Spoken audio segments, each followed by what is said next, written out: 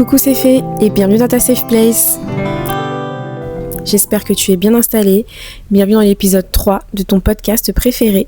On va parler d'un sujet très sensible aujourd'hui en lien avec l'épisode précédent. Si tu ne l'as pas déjà vu, tu peux le retrouver sur toutes les plateformes d'écoute et sur TikTok aussi et sur YouTube où on parlait de confiance en soi et de prise de poids.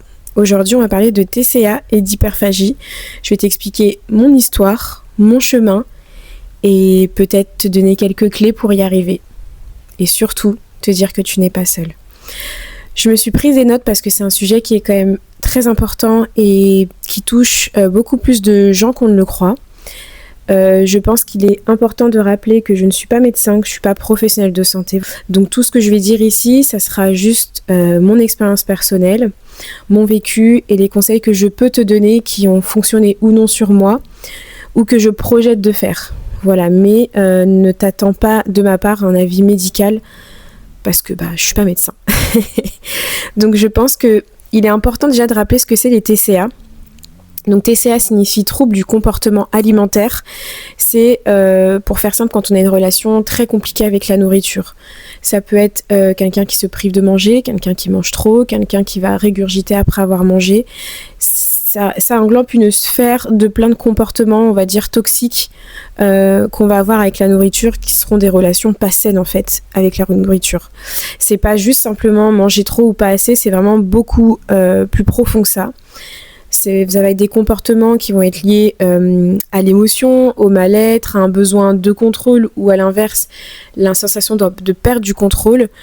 Et c'est pas juste quelqu'un qui mange trop ou quelqu'un qui ne mange pas. C'est vraiment beaucoup plus mental que ça. Et pour moi, c'est une sphère beaucoup plus importante que juste le fait de manger ou non. Je trouve qu'il était important de rappeler aussi que les TCA ne sont pas liés à la volonté. J'entends beaucoup de gens qui vont dire que l'hyperphagie, la boulimie ou l'anorexie, je prends ces trois grands parce que c'est les plus connus, sont liés à une volonté. T'es anorexique, mange plus. T'es boulimique, arrête de vomir. T'es hyperphagique, arrête de manger en fait. Non, c'est pas de la volonté, c'est pas de la gourmandise, c'est pas quelque chose, on se lève le matin, on se dit c'est bon j'arrête. Non, c'est quelque chose qui est ancré dans les habitudes qu'on a avec la nourriture et qui peuvent être déclenchées par plein de choses. Il y a plein de déclencheurs possibles, les émotions, comme je le disais, la perte de contrôle, la joie, la tristesse, ça revient aux émotions, mais il y a plein de facteurs en fait qui déclenchent l'hyperphagie et c'est pas juste une question de volonté. Et autour de vous, il peut y avoir plein de personnes qui ont des TCA et qui ne s'en rendent même pas forcément compte parce qu'ils n'ont pas encore verbalisé la problématique qu'ils ont. Mais voilà, les TCA, c'est quelque chose de très commun et qui n'est vraiment pas quelque chose lié avec la volonté.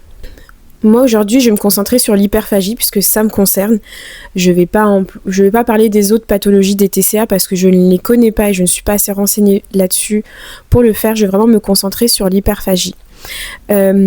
L'hyperphagie, c'est vraiment des crises alimentaires. Je vais vraiment essayer de vous expliquer tout ça de la manière la plus simple possible et en y mettant le moins d'émotions, parce qu'en fait, vous l'expliquer, ça me fait me rendre compte aussi de ce que j'ai pu faire lors de mes crises. Mais vraiment, l'hyperphagie, ça vient, comme je disais, par crise, où on va manger beaucoup, pour certains rapidement, alors qu'on n'a pas vraiment faim. C'est vraiment une espèce de perte de contrôle soudain. On va être là et puis d'un seul coup une émotion, quelque chose va déclencher cette crise ou des fois rien, c'est juste une habitude de faire des crises et on va se mettre à manger tout et n'importe quoi, des choses sucrées, salées, c'est vraiment quelque chose qui n'a pas de sens. Et en fait, après cette crise, après ce moment de perte de contrôle total, il va y avoir un sentiment de culpabilité, de honte, de dégoût aussi, parce qu'on va se dire oh là là, mais voilà, je suis grosse et machin, et j'aurais pas dû faire ça, parce que je sais que machin, ça va me faire prendre du poids, et j'ai mangé du Nutella et une tomate juste après, ça n'a pas de sens. Et il va vraiment y avoir une sphère très culpabilisante à la suite de cette crise. Et puis, je parle dans mon cas en tout cas, mais je pense qu'on a à peu près tous le même schéma, une phase de promesse. Non mais c'est bon, demain j'arrête, demain je mange mieux, à partir de demain, là j'ai fait une crise, allez je continue un peu ma crise, mais à partir de demain c'est terminado, j'achète plus de gâteaux, j'achète plus de Nutella, j'achète plus de saucissons, plus de chips, et je remange correctement. Et en fait, on va se priver, dans mon cas en tout cas, je vais me priver, je me privais. Et puis après, je repartais, je refaisais une crise. Et en fait, ça va être un espèce de cercle vicieux, un peu le serpent qui se mord la queue. Crise, culpabilité, promesse, restriction. Crise, culpabilité, promesse, restriction. Je dirais même plus crise, culpabilité, promesse, restriction, émotion, crise, culpabilité et ainsi de suite. Et en fait, c'est pas quelque chose qu'on va faire par plaisir ou par choix, c'est souvent en fait notre corps, notre attitude qui va répondre à notre cerveau, à quelque chose de profond qu'on comprend même pas forcément. Moi, je serais incapable encore aujourd'hui de vous dire ce qui pouvait déclencher une crise ou ce qui peut déclencher une crise, je sais pas. C'est vraiment, ça va venir comme ça et je pense que mon subconscient le sait, mais mon corps non. Et je vais juste avoir cette attitude de crise, mais j'ai pas encore décelé le déclencheur, mais on en parlera par la suite. Moi j'ai compris que je faisais de l'hyperphagie en parlant autour de moi.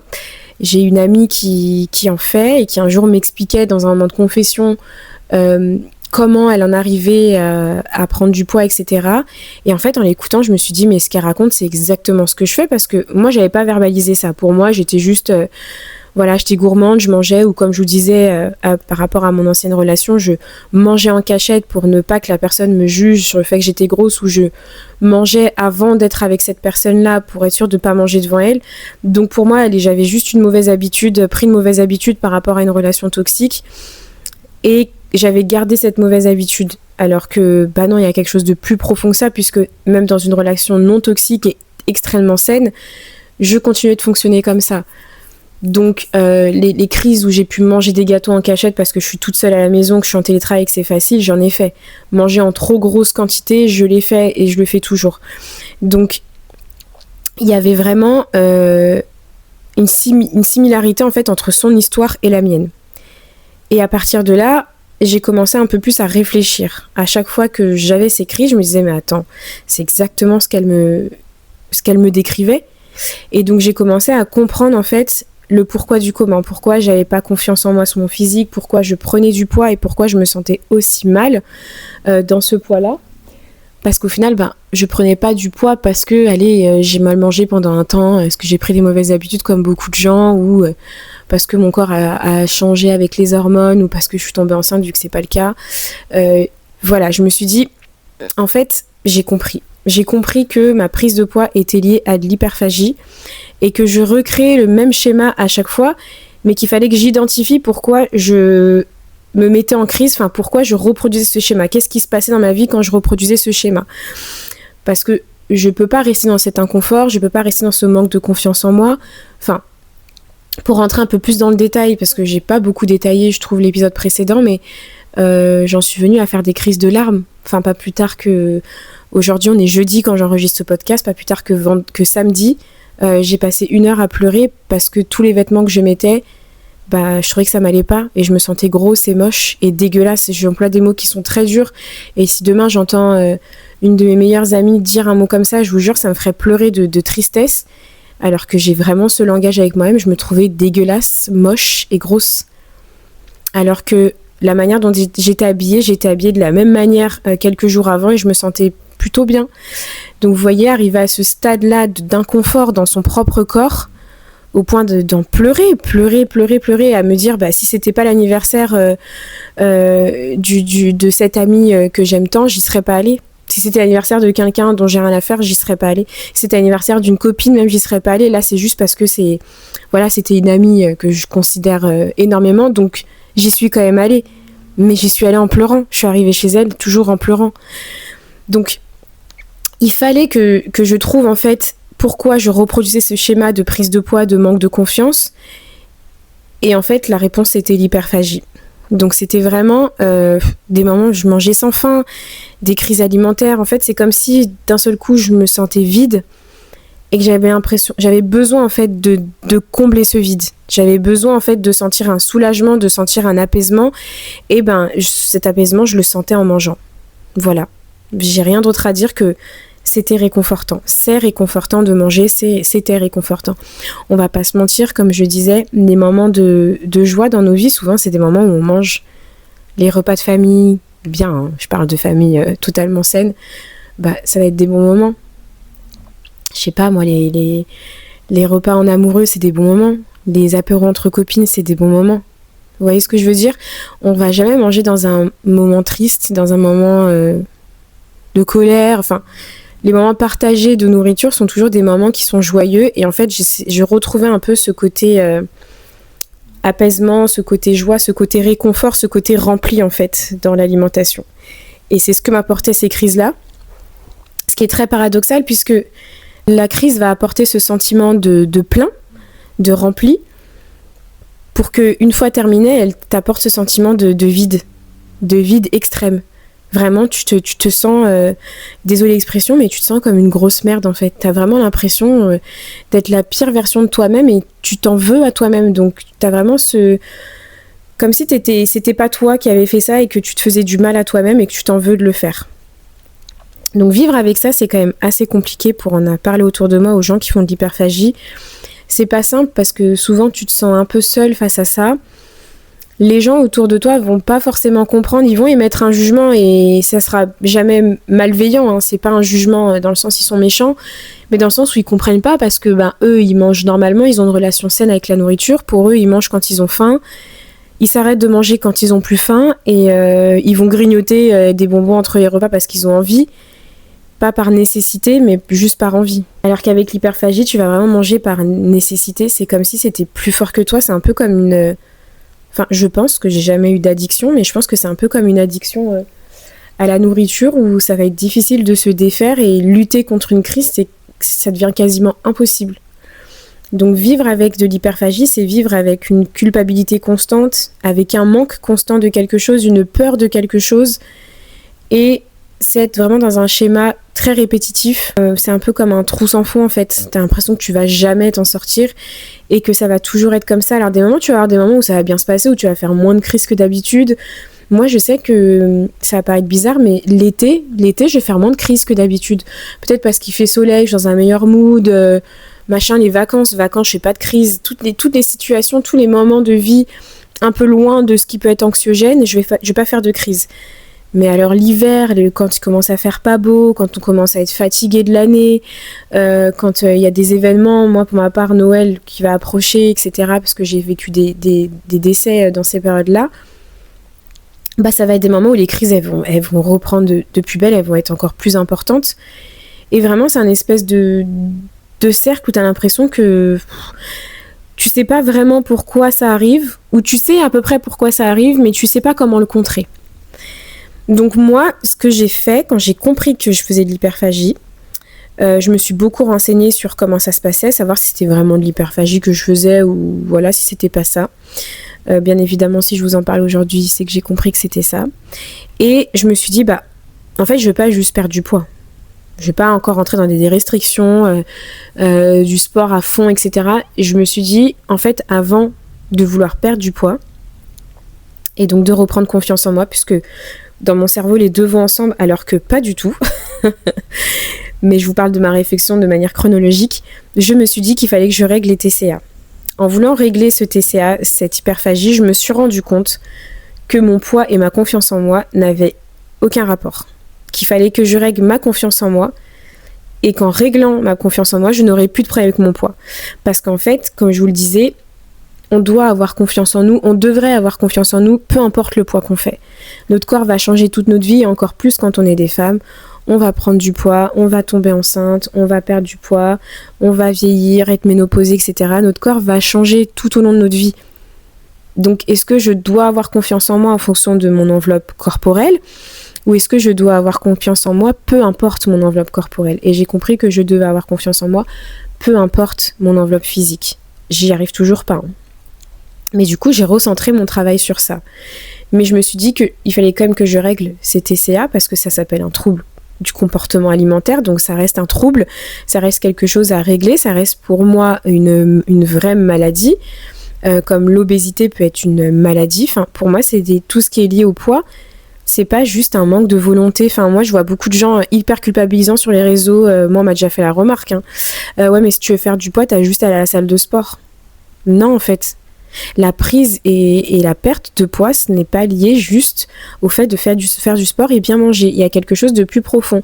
Si tu as des traumas à régler ou autre, ça peut jouer là-dessus. Ton mental, ton cerveau, ta santé mentale peut jouer là-dessus. Moi, je connais des filles qui ne vont pas à la salle de sport, qui font pas attention à ce qu'elles mangent, et elles sont très bien dans leur corps. Peu importe le poids qu'elles font, elles se sentent très bien dans leur corps.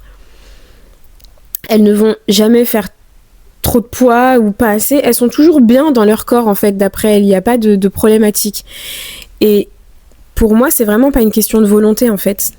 Donc je ne veux plus t'entendre. Si toi, tu fais partie de ces gens qui font des remarques aux autres, oui, mais si tu veux perdre du poids, t'as juste à aller à la salle de sport, arrête de suite.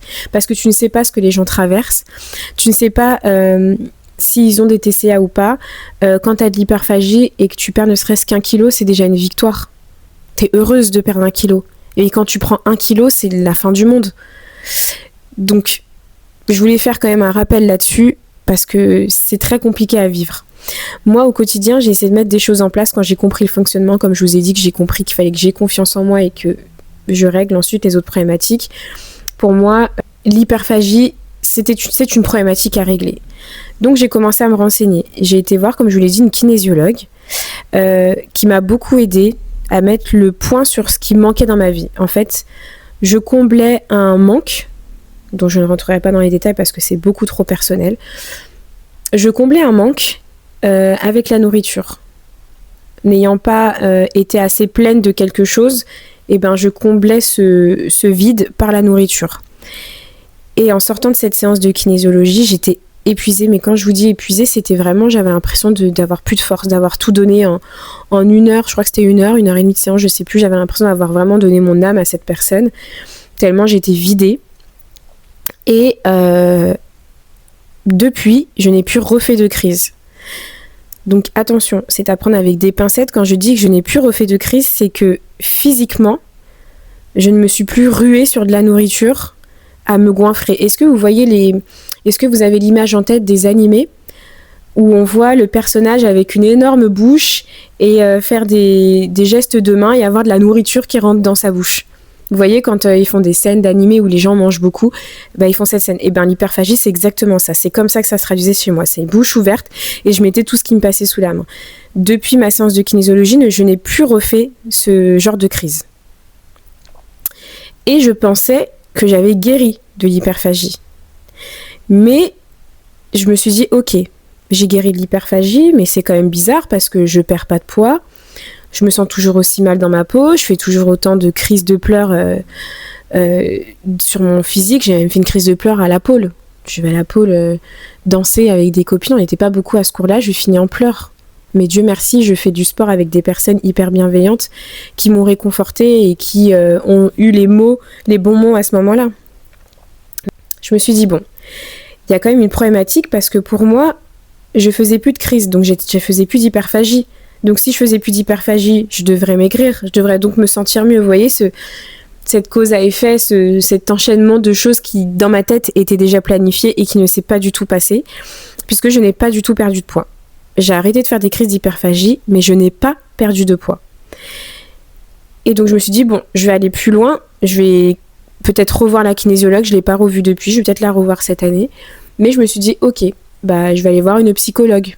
Parce que je ne peux pas tout régler qu'avec la kinésiologie. Dans ma tête à moi, il faut aussi que je fasse un travail plus profond avec une professionnelle de la santé mentale. Donc actuellement, je vois une psychologue et en fait, elle m'a fait comprendre par ses mots et moi après, parce que je suis quelqu'un qui réfléchit beaucoup, donc après la séance, je vais réfléchir beaucoup à ce qu'elle m'a dit, aux questions qu'elle m'a posées, aux choses qu'elle a mis en évidence. Et en fait, je me suis rendu compte que certes, j'ai réglé la partie physique de l'hyperphagie, mais j'ai pas réglé la partie mentale. C'est-à-dire que, ok, mes crises ne se traduisent plus par des crises compulsives où je vais manger tout et n'importe quoi, mais je vais toujours manger quand même en grande quantité. Je vais toujours un peu mentaliser les aliments que je mange, s'ils se font grossir, pas grossir, etc. Je vais toujours avoir ce comportement, on va dire, mental de l'hyperphagie, mais je vais juste plus faire les crises. Mais en fait, mon cerveau, il fonctionne toujours pareil. Donc, lors de mes repas, je vais manger vite, je vais manger sans prêter attention à ce que je mange réellement, en fait. En mangeant vite, du coup, je vais manger beaucoup. En fait, les crises, je les fais plus en dehors des repas, mais je les fais pendant les repas. Donc l'un dans l'autre, ça revient au même. Parce que ce qu'il faut savoir, c'est qu'une crise d'hyperphagie, avant je la faisais la journée, mais du coup je sautais un repas. Vous voyez, le côté culpabilité, le côté promesse, là j'ai fait une crise, j'ai trop mangé, donc prochain repas je mange pas. En fait du coup maintenant je fais plus de crise, je mange au repas, mais en fait pendant les repas je mange toujours trop et toujours n'importe comment entre guillemets, même si j'essaye de manger, je suis quelqu'un qui mange équilibré, mais si je mange équilibré comme 3 personnes, forcément ça va se ressentir sur mon physique. Donc ça c'est vraiment un point que j'ai du coup avec la psy pour régler tout ça, puisque la chose dont j'ai voulu parler en premier avec elle, c'est vraiment la confiance en moi et mes TCA, puisque ça va un peu avec. J'ai pas encore mis le point dessus, je vous avoue, je ne sais pas. Je me dis qu'il faudrait peut-être que j'aille voir une nutritionniste ou une diététicienne pour continuer de me faire aider. Et je pense sincèrement que si tu te reconnais en fait dans ce schéma-là, n'hésite pas à les consulter. Voilà, pour moi, il n'y a pas de honte à avoir des TCA. Je vais pas te dire que c'est quelque chose de normal parce que ça ne l'est pas, mais je peux juste te dire que tu ne devrais pas avoir honte d'en avoir. Et si tu te reconnais dans ce que j'ai décrit, n'hésite pas à les consulter. Moi, j'ai vu une kinésiologue et je vois une psychologue. Et j'hésite à voir une autre psychologue qui fait de l'EMDR. Donc, c'est une technique avec des mouvements oculaires qui permet en fait de traiter les gros traumas, puisqu'on en parlera dans la suite des podcasts. Mais j'ai pas eu une vie, 32 ans de vie calme comme un long fleuve tranquille. J'ai vécu quand même des choses qui sont, je pense, j'en ai pas l'impression, mais quand j'en parle autour de moi, qui sont traumatisantes. Donc je me dis pourquoi pas tester le MDR aussi. Bien évidemment que ce soit le podcast précédent, l'épisode 2 ou cet épisode-là, il est évident qu'on reparlera de ces sujets dans d'autres épisodes parce que je vais vous parler de mon évolution pour dans l'idée en fait de vous motiver ou de vous aider aussi. C'est-à-dire que moi là, pour l'hyperphagie, j'ai testé le kinésiologue et la psy et ça m'aide. Donc le conseil que je te donne aujourd'hui, si tu te reconnais dans ce que j'ai décrit, c'est d'aller consulter une kinésiologue et une psy. Je te dis pas que ça va changer ton problème, peut-être que toi ça ne va pas t'aider, mais ça serait déjà un premier pas vers la guérison pour voir si c'est une solution qui te convient. Après il y a diététicienne, nutritionniste, moi j'ai pas du tout testé encore, mais pourquoi pas. Mais je pars du principe que je sais comment bien manger, c'est juste que je l'applique mais pas bien. Mais voilà, il faut vraiment pas hésiter à se faire aider. Je sais que ça a un coût et j'en suis pleinement conscience en 2026 que consulter un psy à 60 ou 70 euros, tout le monde ne peut pas se le permettre. Tout le monde n'a pas une mutuelle qui peut rembourser une partie. Je sais qu'on a un dispositif en France, si je me trompe pas, qui s'appelle Mon Psy, avec des psys agréés, où il y a beaucoup de prise en charge. Mais voilà, pour moi, c'est important de consacrer en fait du budget à ça. Chose que je ne faisais pas avant en me disant j'ai pas le budget pour.